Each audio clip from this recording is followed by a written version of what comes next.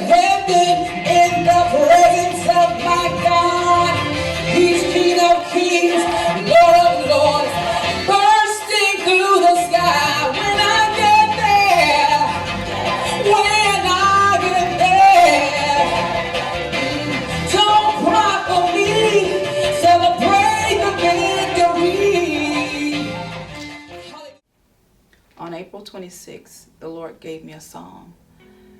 He woke me up about 2 o'clock in the morning, and he dropped the song in my spirit. When I get there, when I get to heaven, gonna put on my dress shoes, clothed in righteousness, smelling heaven's sweet perfume. When I get there, don't cry for me, celebrate the victory. And when I heard the song, when the Lord gave me the lyrics, I was like, wow, Lord, that's a song about heaven. And I'm like, Lord, I'm not ready to go to heaven, not yet. And so I woke up, I sung the lyrics in my recorder, and I left it there for the next day.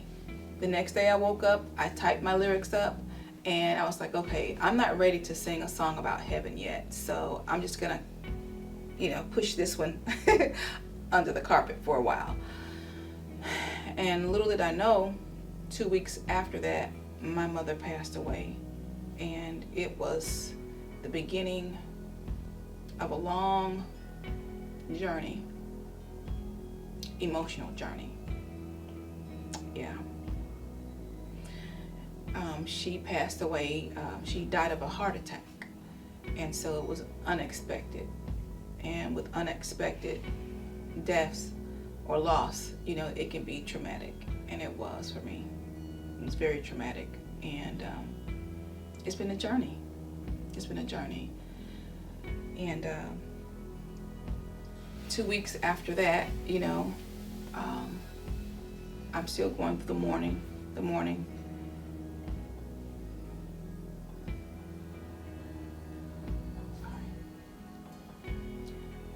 About a few months after my mother passed away, I was still mourning, and it's a day-to-day process. And so today I'm better than I was then, but a few months after she passed away, my husband decided to take me, or to send me away.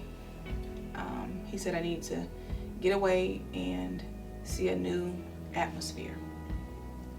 He sent me away to a Babby Mason's conference, a conference for singers. It was a mentorship conference, and I had a chance to sing in front of Miss Babby Mason one of the songs that's on the EP, Be High and Lifted Up. And it was a very exciting but yet emotional time for me.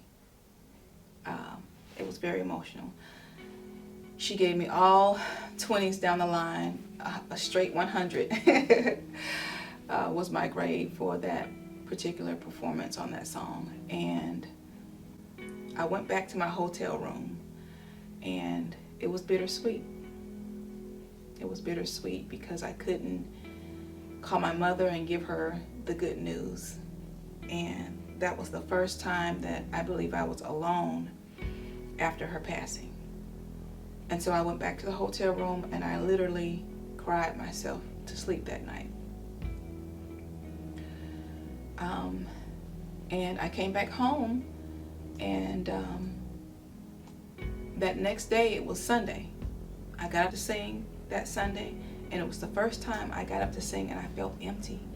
I felt like I didn't have anything to pour out to the people because I was so angry. I was so angry with God, and I didn't understand why my mother, why he chose to take her at that particular time in her life at 60 years old. And it was a very confusing yet emotional time for me. So that Sunday was the first day that I got up, and I didn't have anything to pour out. I was just literally up there singing. And I came home that Sunday. My husband was still at the church. The kids were still at the church.